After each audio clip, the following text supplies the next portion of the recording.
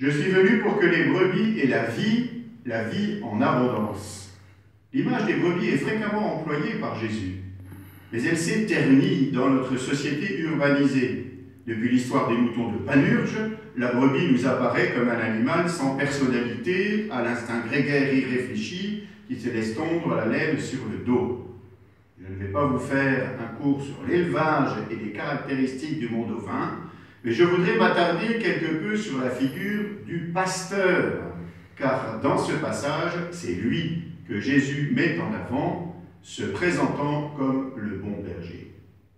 Le rôle du berger est de veiller sur le troupeau pour qu'il ait de quoi se nourrir et s'abreuver, et pour qu'il soit à l'abri des prédateurs. Tout groupe humain se choisit rapidement un ou des responsables dont il attend, quel qu'en soit le mode de désignation, la prise de décision qui contribue au bien du groupe en favorisant son développement et en le protégeant des agresseurs. Nous l'expérimentons particulièrement en ce temps d'épidémie, tendu que nous sommes vers les décrets du gouvernement, que nous soyons contents, surpris ou même agacés par ceux-ci. Puisqu'il est Fils de Dieu, le Christ Jésus veut le bien de l'humanité en lui rendant la capacité de vivre. C'est ce que nous avons célébré le dimanche de Pâques. Quand la mort semble victorieuse, le Christ nous en arrache pour nous faire entrer à sa suite dans la vie.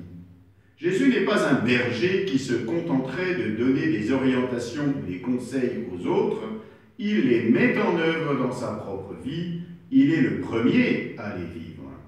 Voilà pourquoi, avec le passage que nous venons d'entendre, il se compare à la porte par laquelle il faut passer, et ailleurs, il se compare au chemin, la vérité, la vie. C'est pour cela qu'il nous appelle à une intériorité avec lui, au point que le saint apôtre Paul ose dire dans la lettre aux Galates, « Ce n'est plus moi qui vis, c'est le Christ qui vit en moi ». Le Concile Vatican II désigne cet appel à la vie dans le Christ comme l'appel universel à la sainteté, qui se déploie dans les trois moyens de la vie chrétienne, la prière, le témoignage, le service de la charité. Chacun de nous a sa manière propre de vivre cette intimité avec le Christ. C'est notre vie ordinaire qui en est le lieu privilégié. Comme le dit encore saint Paul aux Colossiens, « Tout ce que vous dites, tout ce que vous faites, que ce soit toujours au nom du Seigneur Jésus. » Et de la même manière que nous recevons la vie du Christ parce qu'il nous la donne, de la même manière nous portons cette vie en nous donnant, à travers notre profession, notre vie familiale, nos loisirs, notre attention aux plus faibles, notre service du bien commun, notre souci du respect de la création, etc.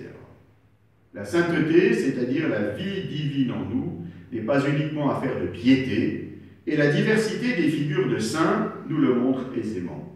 Ceux-ci sont des témoins précieux pour nous, modèles de vie, pourtant fragiles, imparfaites, pécheresses, imprégnés du désir de servir Dieu, et intercesseurs auprès de lui en notre faveur. Aux saints d'hier se joignent ceux d'aujourd'hui qui consacrent leur vie à la suite du Christ, moines et moniales, religieux et religieuses apostoliques, membres d'instituts séculiers, prêtres et diacres, ou qui vivent leur vocation en témoignant de la fidélité du Christ dans leur vie conjugale et familiale. Nous aurions dû célébrer l'ordination le 21 juin prochain de deux frères, Martin comme prêtre et Joseph comme diacre. Les circonstances nous obligent à reporter cette fête diocésaine, ce n'est que partie remise. Nous les portons dans notre prière, ainsi que tous ceux qui veulent se donner totalement pour la gloire de Dieu et le salut du monde. Nous avons soif de vivre. Loin d'être un maître tyrannique et liberticide, Jésus est le bon berger, doux et humble de cœur. Suivons-le. Alléluia.